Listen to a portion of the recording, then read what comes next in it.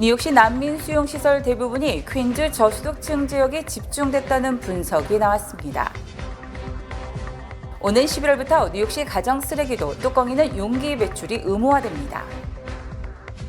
맨하탄 킵스웨이 아파트 쓰레기 더미 사이에서 여성 시신이 발견돼 경찰이 관련인을 체포했습니다. 쓰리바이크가 올해 두 번째 요금 인상을 단행합니다. 이상은 TKC 뉴스데스크 오늘의 주요 소식입니다. 아름다운 제품에서부터 아름다운 사회를 만들기까지 키스는 뉴욕에서 시작하여 현재는 전 세계 12,000명의 직원들과 함께 끊임없이 도전하는 기업입니다. 사람을 생각하고 존중하는 기업. 키스는 한인들이 사회의 주인공이 될 수 있도록 든든한 버팀목이 되겠습니다. 글로벌 뷰티 기업 키스. 시청자 여러분 안녕하십니까? 7월 9일 화요일 TKC 뉴스데스크 첫 소식입니다. 뉴욕시 난민 임시수용시설이 퀸즈의 저소득층 지역에 집중됐다는 분석이 제기됐습니다. 뉴욕포스트는 뉴욕시 내부 문서를 근거로 지난 6월 25일 기준 뉴욕시 193개 난민 임시수용시설 중 36.3%에 해당하는 70개가 퀸즈 지역에 설치돼 5개 보로 중 가장 많았다고 보도했습니다. 특히 스테이튼 아일랜드 지역은 5개로 단 2.6%에 불과했고 브롱스는 25개로 13%에 그쳤으며 브루클린은 44개, 맨하탄은 49개로 퀸즈가 압도적으로 많았습니다. 퀸즈 보로 중에서도 롱아일랜드 시리와 아스토리아 지역인 우편번호 11101 지역에 무려 24개의 임시 난민 수용시설이 있으며 이는 뉴욕시 전체 12.4%에 달하며 브롱스보로 전체 시설과 맞먹는 것입니다. 또 퀸즈 자마이카 일대 20개의 임시 난민 수용시설이 들어있으며 이들 지역은 모두 가구당 연소득 중간값이 37,300달러 이하인 저소득층 거주 지역입니다. 특히 뉴욕시 연소득 중간값 기준으로 상위 5위권에 속하는 맨하탄 트라이베카, 베러리팍, 로어 맨하탄 등에는 난민 수용시설이 단 한 개도 없는 것으로 조사됐습니다. 한편 193개 난민 임시 수용시설 중 153개, 즉 80%는 호텔 등의 숙박시설로 확인됐습니다.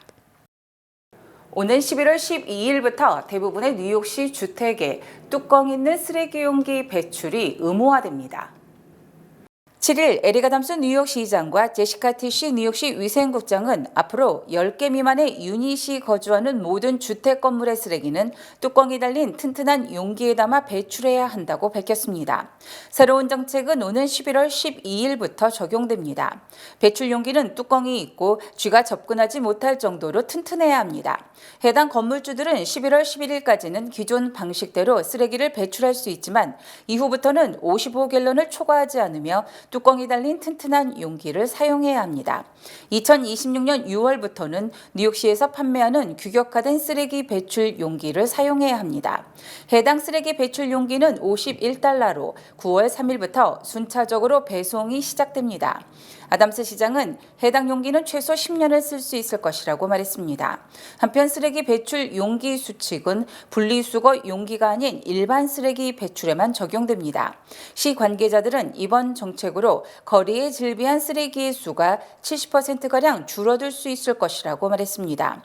이번 사항을 어기고 거리 등의 비닐 등을 통해 쓰레기를 무단 배출하는 이들은 위생국으로부터 $50의 벌금을 물 수 있으며 두 번째 적발 시 $100, 세 번째부터는 $200가 부과됩니다. 뉴욕시는 기타 대형 주택과 사무실 등에서도 순차적으로 이와 같은 규정을 도입할 방침입니다. 맨하탄 킵스베이의 한 아파트 건물 앞에서 머리에 총상을 입은 여성의 시신이 비닐봉투에 담겨 있는 채로 발견됐습니다. 경찰은 해당 여성이 살해당했다고 보고 55세 남성 체드 아이리시를 사건 관련인으로 어제 체포했습니다. 어제 오후 맨하탄 킵스베이에서 55세 남성 체드 아이리시가 시체 은닉 혐의로 경찰에 체포됐습니다. 앞서 지난 5일 오후 5시경 맨하탄 킵스베이 207가 27번가 앞에 한 의심스러운 패키지에 대한 신고가 접수됐습니다. 현장에 도착한 경찰은 아파트 앞 쓰레기 더미 사이 비닐봉지 안에서 의식이 없는 한 여성을 발견했습니다. 여성은 사망한 상태였으며 머리에 총상을 입었습니다. 여성은 31세 야즈민 윌리엄스로 확인됐으며 대학을 졸업하고 최근 취직을 한 것으로 밝혀져 안타까움을 주고 있습니다. 한편 경찰은 별개의 사건 조사를 위해 체드 아이리시를 신문하던 중 아이리시가 윌리엄스의 시체를 은닉한 정황을 포착한 것으로 전해집니다. 아이리시는 시체 은닉 혐의로 기소됐으며 그가 윌리엄스를 살해했는지 여부에 대해서는 조사가 진행 중입니다. 아이리시를 체포하는 현장에는 분노하는 주민들이 찾아와 큰 소란이 벌어졌습니다. 일부 주민들은 그에게 살인자라고 소리치며 야유를 퍼부었고 아이리시의 얼굴에 주먹을 때리는 사람들도 있었습니다. 윌리엄스의 아파트 앞에는 그녀의 죽음을 애도하는 추모 행렬이 잇따랐으며 그녀의 어머니는 성공적인 삶을 살던 흑인 여성의 죽음에 정의가 구현되길 바란다고 말했습니다. 아이리시는 21번의 교도소 수감 이력이 있으며 가장 최근에는 2022년 7월 브롱스에서 강도짓을 벌인 혐의로 붙잡혔으나 가석방됐습니다. 뉴욕시 자전거 공유 시스템 시리바이크가 올해 두 번째 요금 인상을 단행합니다. 시리바이크를 소유 운영하는 리프트는 내일부터 시리바이크 요금을 올린다고 발표했습니다. 10일부터 회원 기준 분당 요금을 기존 20센트에서 24센트로 인상하며 비회원의 경우 분당 30센트에서 36센트로 요금을 인상합니다. 연간 회원권 구매 가격의 변동은 없지만 이용 시 책정되는 금액은 달라집니다. 또 시리바이크 할인 멤버십 가입자의 경우 첫 45분은 분당 10센트에서 12센트로 올리며 이후 이용 시간에 대해서는 분당 20센트에서 24센트로 인상한다고 밝혔습니다. 리프트 측은 요금 인상에 대해 잦은 배터리 교체, 보험, 자전거와 충전용 차량 유지비 등으로 인한 운영비 증대로 불가피한 조치라고 설명했습니다. 리프트는 앞선 1월 이미 한 차례 요금을 인상한 바 있습니다. 맥도날드가 주술 회전과 손을 잡고 맥도날드 앱을 통해서만 받을 수 있는 새로운 스페셜 그레이드 갈릭 소스를 오늘부터 일주일간 런칭합니다. 맥도날드는 8일 맨하탄 타임스퀘어 매장에서 이번에 한정적으로 선보이는 스페셜 갈릭 소스 언론 시식회 행사를 개최했습니다. 맥도날드는 이날 푸드 필름 메이커 엘빈 자오를 초청해 새롭게 선보이는 스페셜 그레이드 갈릭 소스를 기존 맥도날드 메뉴와 함께 즐길 수 있는 다양한 방법들을 소개했습니다. 일본 맥도날드에서 판매되는 블랙 갈릭 소스에서 영감을 얻은 스페셜 그레이드 갈릭 소스는 마늘과 간장 맛에 톡 쏘는 달콤함을 살짝 더해 맛의 밸런스를 맞춰 고객들에게 새로운 맛을 선보일 예정입니다. I showed you guys how to use the sauce in 4 different ways, whether it's with a McChicken, McCrispy, a McDouble with some fries, the nuggets. I kind of like the versatility of the sauce. I wanted to show off its flavor components, the way that it kind of matches with things that you can get on a McDonald's menu. And I just kind of have fun with it because it's so versatile that it goes with so many things that I liked having it with almost everything that we've made. 오늘부터 딱 일주일간 맥도날드 앱에서 치킨 맥너겟이나 좋아하는 다른 아무 메뉴를 주문하면 스페셜 그레이드 갈릭 소스를 무료로 받을 수 있습니다. This sauce is quite limited. It's only out for a week and you can only get it through the McDonald's app. So you can get the sauce through the app, but if you get the sauce through the app, you do get like a 30-day trial of Crunchyroll where you can watch anime like Jujutsu Kaisen. 새로운 소스의 패키지는 유명 애니메이션 시리즈인 주술 회전의 인기 캐릭터들이 들어간 8개의 각기 다른 뚜껑 디자인을 선보이며 한정 기간 동안만 판매됩니다. 바이든 대통령이 어제 민주당 의원들에게 서한을 보내 더 이상 자신을 흔들지 말라고 촉구해 또다시 노욕에 사로잡혔다는 비판을 받고 있습니다. 바이든 대통령은 2페이지 분량의 서한에서 언론 등에서 사퇴 추측에도 불구하고 끝까지 선거를 치러서 트럼프를 이기는 것이 자신의 굳은 각오라며 완주 의지를 강조하고 사퇴 촉구 인사들에게 당을 분열시키는 해당 행위라며 비난을 서슴지 않았습니다. 바이든 대통령은 후보 교체 논의는 트럼프 전 대통령에게만 이롭게 는 해당 행위이며 당내 경선 결과를 무시하는 반민주적 행위라고 강조했습니다. 바이든 대통령은 지난 일주일간 여러 사람들의 우려를 들었으며 자신이 그 같은 우려를 모르는 것이 아니라며 하지만 이제는 후보 교체, 사퇴 등의 논의를 그만둬야 할 때라고 주장했습니다.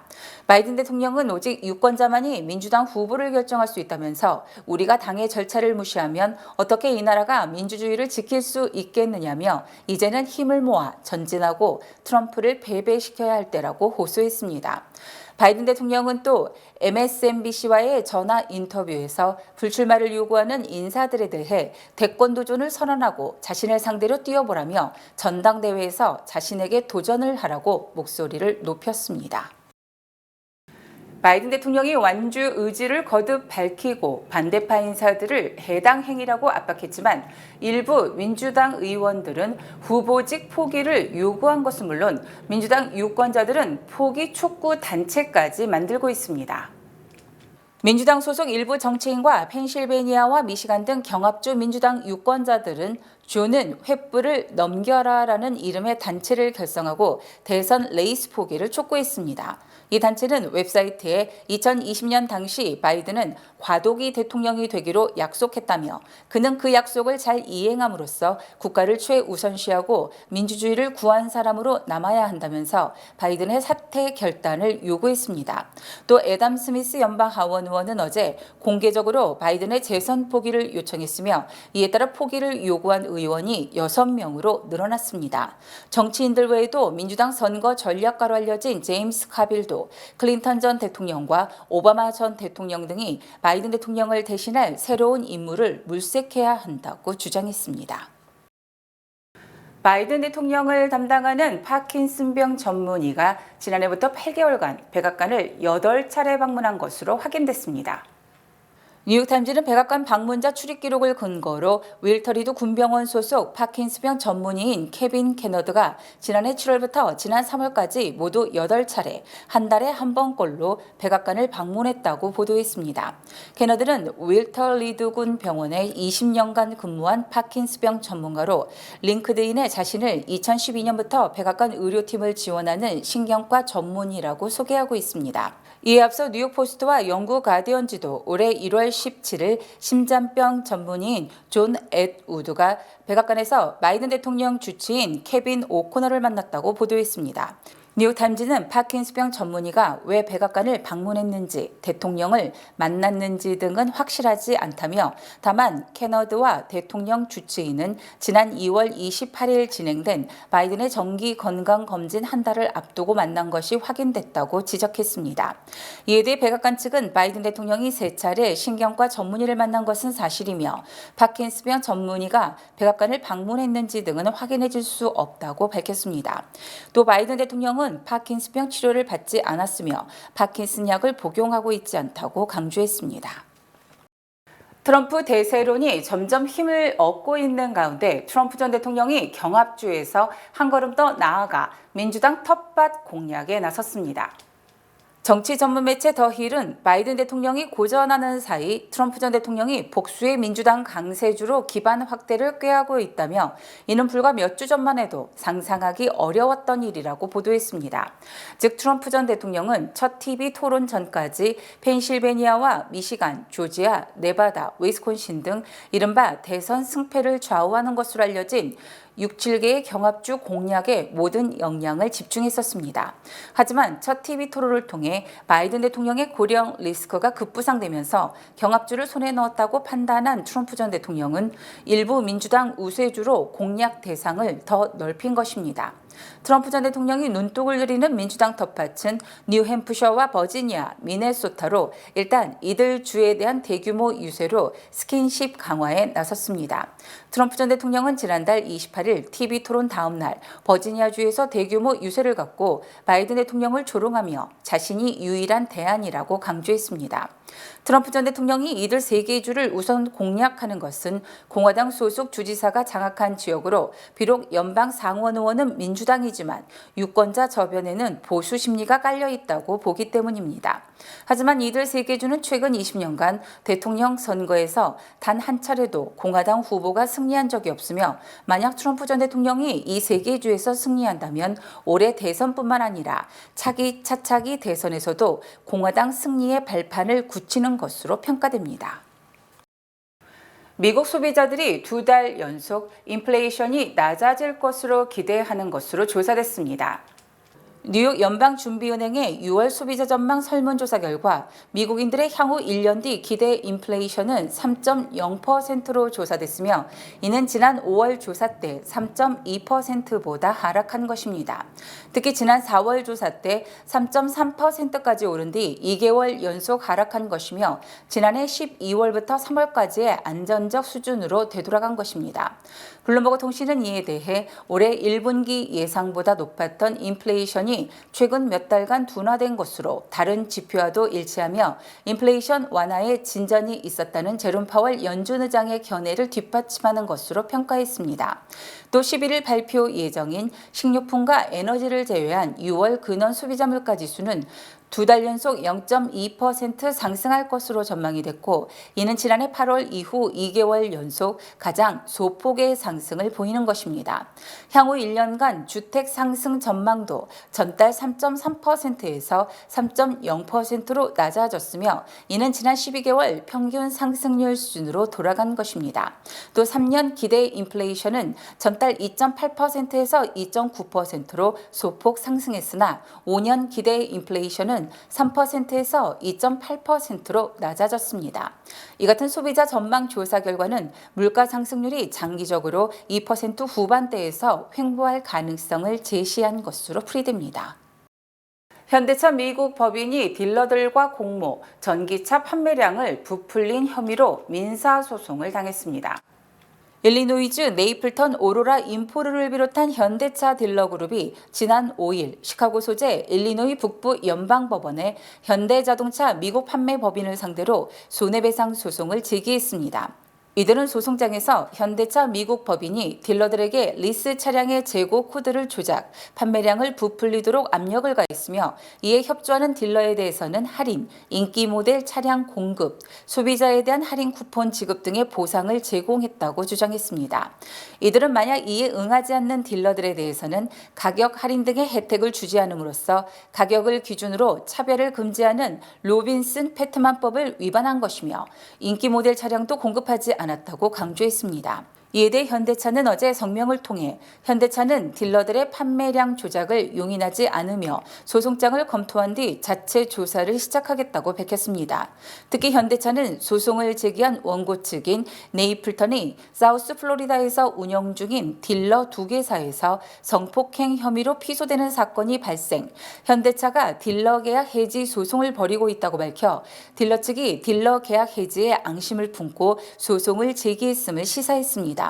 네이플러는 지난 2016년 크라이슬러를 상대로 판매량 부풀리기 소송을 제기했고 크라이슬러는 이를 인정하지 않는 대신 증권거래위원회에 $4천만 자진 납부했습니다. 지난 5년간 주택가격이 가장 많이 오른 주는 아이다호주이며 유일하게 인구가 10% 이상 급증한 반면 뉴욕주 집값 상승률은 45위에 그쳤습니다. 부동산 정보업체 스토리지 카페는 아이다호의 주택 중간 가격이 약 42만 9천 달러로 최근 5년간 53% 급등, 50개 주 중 상승률 1위를 기록했다고 밝혔습니다. 또 2위는 주택 중간 가격 약 50만 달러인 유타주로 49%, 3위는 아리조나주로 주택 중간 가격 약 40만 달러로 45% 상승을 기록했습니다. 또 워싱턴주, 조지아주, 네바다주, 테네시주 등의 순으로 집값이 5년간 최소 40% 이상 상승했습니다. 특히 집값 상승 1위인 아이다호주는 같은 기간 인구가 13% 늘어났고 유타주도 9%, 애리조나주는 4% 상승을 보였습니다. 최근 한국 기업의 투자가 집중되고 있는 조지아주 지역은 주택 중간 가격이 29만 5천 달러이며 인구가 5% 늘어난 것으로 집계됐습니다. 남부지역 집값이 급등한 반면 주택값이 비싸기로 유명한 뉴욕주는 상승률이 17%, 주택 중간 가격은 40만 68달러로 상승률 45위에 그쳤습니다. 또 뉴저지주는 같은 기간 주택 중간 가격이 42만 8천여 달러로 상승률이 19%를 기록하며 전국 42위에 그쳐 뉴욕, 뉴저지 모두 주택 가격 상승은 50개 주 중 최하위권에 속했습니다. 한편 노스다코타주가 집값 상승률이 12%로 50개 주 중 최저를 기록했고 이스트 버지니아주는 주택 중간 가격이 15만 달러, 집값 상승률 15%로 49위에 머물렀습니다. 본 프로그램은 뱅크 오브 호프 프로모 플러스 CD와 함께합니다. 똑똑하게 모을수록 착착 쌓이는 저축. 희망과 함께라면 가능합니다. 지금 이자율을 고정하세요. 자세한 내용은 가까운 지점에 문의하세요. 주요 단신 전해드립니다. 한국 국회 법사위가 윤석열 대통령 탄핵 소추안 국민동의 청원과 관련해 19일과 26일 두 차례 청문회를 열기로 하고 김건희 여사와 모친 최은순 씨를 증인으로 채택했습니다. 줄리 터너 미 국무부 북한 인권 특사가 오는 10일부터 13일까지 한국을 방문, 서울 북한 인권 포럼에 착석하고 정부와 탈북자들을 만나 미국의 지원 의지를 설명합니다. 유나이티드 항공 보잉 757 여객기가 어제 LA공항 이륙 직후 바퀴가 떨어져 나가는 사고가 발생해 연방항공청이 조사에 나섰습니다. 마이클 블룸버그 전 뉴욕시장이 모교인 존스 홉킨스대 의대에 10억 달러를 기부하기로 했으며 이에 따라 연소득 30만 달러 이하 가정의 의대생 학비가 모두 면제됩니다.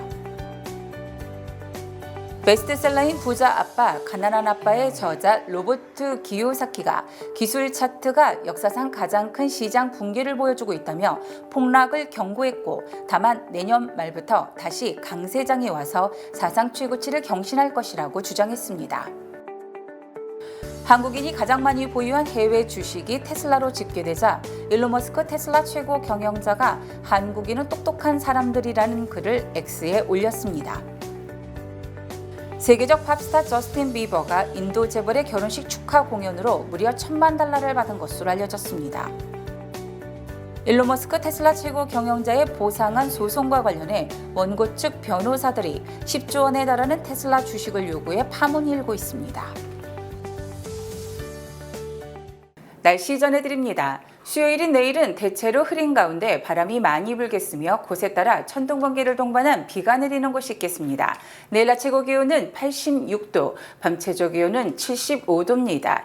해 뜨는 시각은 오전 5시 33분, 해 지는 시각은 오후 8시 27분입니다.